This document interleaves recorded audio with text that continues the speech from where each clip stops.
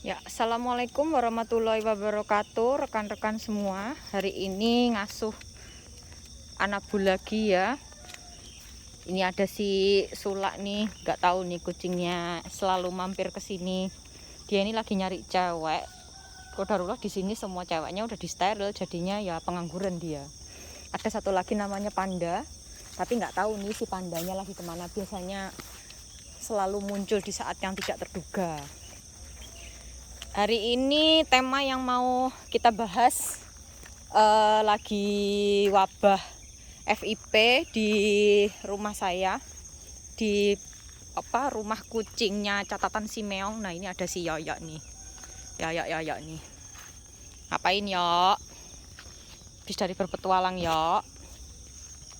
Nah, jadi ceritanya ini kucing saya yang masih hidup tersisa sekarang, termasuk yang sering pergi nggak tinggal di rumah, itu ada 28. Qadarullah nih semuanya positif FIP.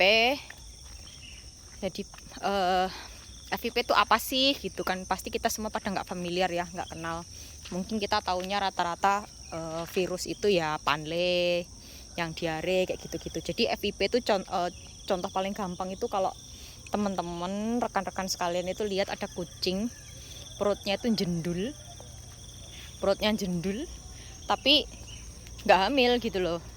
Jadi kayak istilahnya itu ketika dipegang, coba ya paling gampang tuh kalau ada lihat kucing lagi perutnya ini nih, kayak ini contohnya ini masih ada sisa-sisanya ini si pipit ini.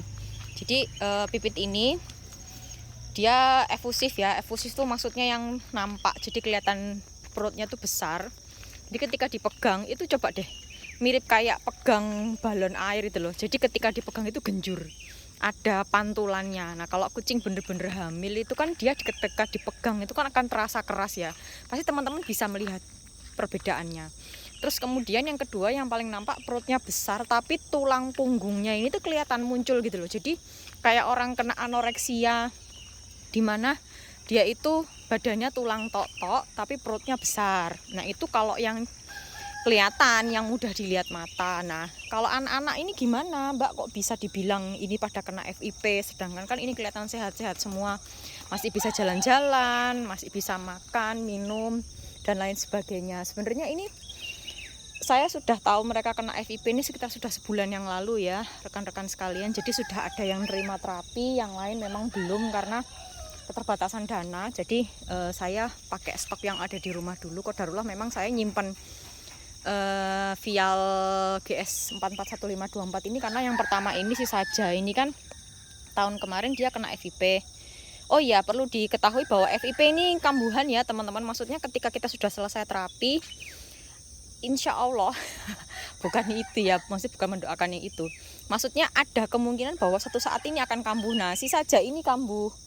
Jadi setelah dia selesai 84 hari perawatan, kemudian 1 tahun kemudian dia kambuh. Sebenarnya kambuhnya bukan karena maunya dia sendiri ya, tapi karena teman-temannya itu kena semua. Jadi akhirnya dia tertular lagi. Kenapa? Karena FIP ini bukan suatu virus di mana kita bisa memberikan vaksin ataupun dia akan menjadi antibodinya untuk dia ya, pertahanan dari kena virus FIP lagi. Beda dengan kalau kena panle, ketika dia udah survive atau bebas dari panle, itu akan menjadi antibodinya dia. Nah, sebenarnya FIP ini asalnya dari mana sih?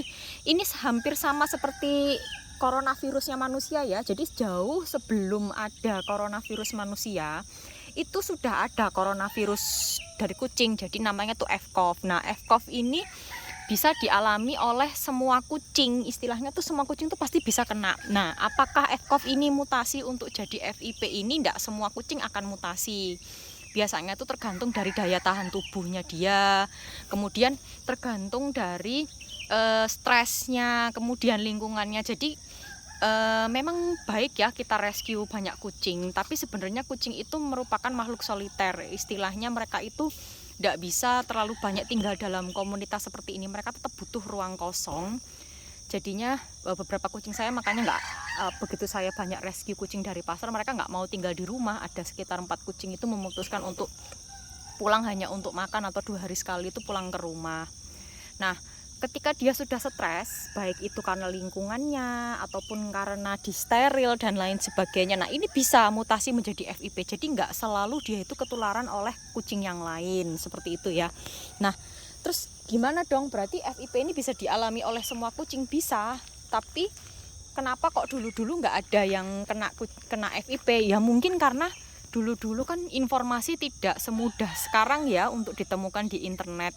Bisa saja dulu-dulu kita melihat ada kucing yang seperti itu. Nah ini kayak contohnya si Kuro ini, perutnya ini bukan karena kegemukan ya, ini karena memang dia ada FIP, tapi sudah menerima perawatan, dia minum pil. Jadi maaf ya penjelasannya agak loncat-loncat, kembali ke yang tadi ya. Jadi FIP itu sebenarnya sudah ada dari dulu, penyakitnya sudah ada dari dulu, cuman kita mungkin informasinya yang kurang paham, karena memang nggak semua kucing itu akan kena FIP. Beda dengan Panle yang rata-rata tuh memang kena kucing-kucing balita di bawah usia 1 tahun. Nah ini jadi FIP itu semua usia bisa kena, nggak akan ada yang bisa rentan.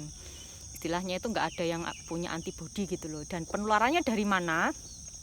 Penularannya itu dari cairan saliva ataupun dari sekresi atau dari pupnya. Jadi kalau misalkan kayak gini, mereka main bareng-bareng gini atau mereka jalan-jalan kayak gini, itu nggak akan menularkan ke kucing yang lain. Makanya saya berani untuk ngajak mereka keluar rumah.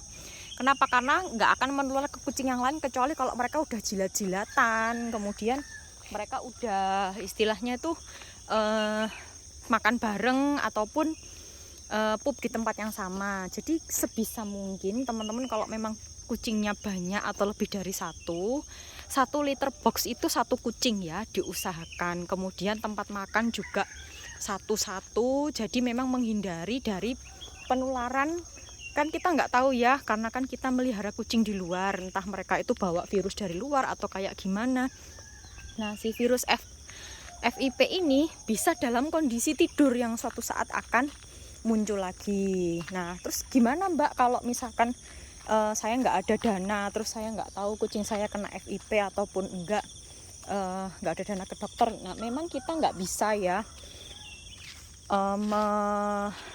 apa ya istilahnya itu, menilai apakah kucing kita kena FIP atau tidak hanya dari sekilas mata. Kenapa? Karena saya sendiri pun juga sering bertukar pendapat dengan dokter hewan langganan saya. Itu ada beberapa kucing yang menurut feeling, saya kan memang orangnya main feeling ya, menurut saya tuh memang dia ada FIP-nya gitu loh. Terus saya bilang, dok diterapi aja ya gitu, tapi dokternya berkata jangan Bu, nggak ada apa-apa kok di ini. Ya karena memang juga hasil tesnya itu memang negatif. Nah kenapa kok kucing yang hasil tesnya itu negatif terus tetap bisa kena FIP? Karena test kit itu kan punya kepekaan ya teman-teman. Nah dia itu kan yang dideteksi adalah antibodi. Jadi ketika antibodinya itu tidak bereaksi, karena itu nggak akan keluar hasilnya. Maksudnya hasilnya nggak akan positif, tapi bisa jadi di dalam tubuh dia itu memang ada virusnya. Nah ini semuanya kan masih aktif ya. Ini beberapa sudah ada yang menjalani pengobatan baik suntik ataupun minum obat. Jadi saya yang suntik itu biasanya memang udah muncul gejalanya kayak perutnya besar, kemudian dia ada diare ataupun makannya udah berkurang, itu biasanya saya suntik. Tapi kalau yang nggak nampak-nampak gini, itu biasanya saya kasih obatnya juga sama kandungannya, yaitu GS 441524. Nah ini kayak si Umil ini tiap hari suntik dia, tapi karena saya nggak bisa nyuntik jadi saya tetap ke klinik. Nah kalau si Mari ini juga suntik, tapi dia saya yang nyuntik sendiri di rumah. Kayak Koko tuh juga suntik. Koko ini saya suntik sendiri di rumah. Jadi memang nggak semuanya menerima perawatan yang sama ya, dan tergantung dari dosisnya juga. Kayak misalkan kalau yang genting-genting itu jadi memang harus suntik ya, karena diterima oleh tubuh kucing itu lebih cepat untuk disuntik daripada diminumi obat. Begitu. Nah kembali lagi kepada FIP. Nah berapa lama Mbak untuk perawatan dari FIP ini? Sebenarnya kalau secara penelitiannya dari penemu GS 44154 ini, si Dr. Pedersen yang dari Amerika Serikat itu, terapinya itu eksperimennya selama 12 pekan atau 84 hari. Nah terus Kalau misalkan kayak gitu apa ya, kucing saya harus saya suntik selama 84 hari. Banyak para pemilik kucing ya atau owner kucing itu yang setelah berkonsultasi dengan dokternya itu menghentikan perawatan mungkin misalkan setelah 4 vial atau habis 4 botol. Kemudian ada yang menghentikan perawatan mungkin setelah 2 bulan. Nah, terus indikatornya apa Mbak? Kalau misalkan tes itu bisa saja false negatif kayak gitu. Nah, kita bisa ambil cek darah.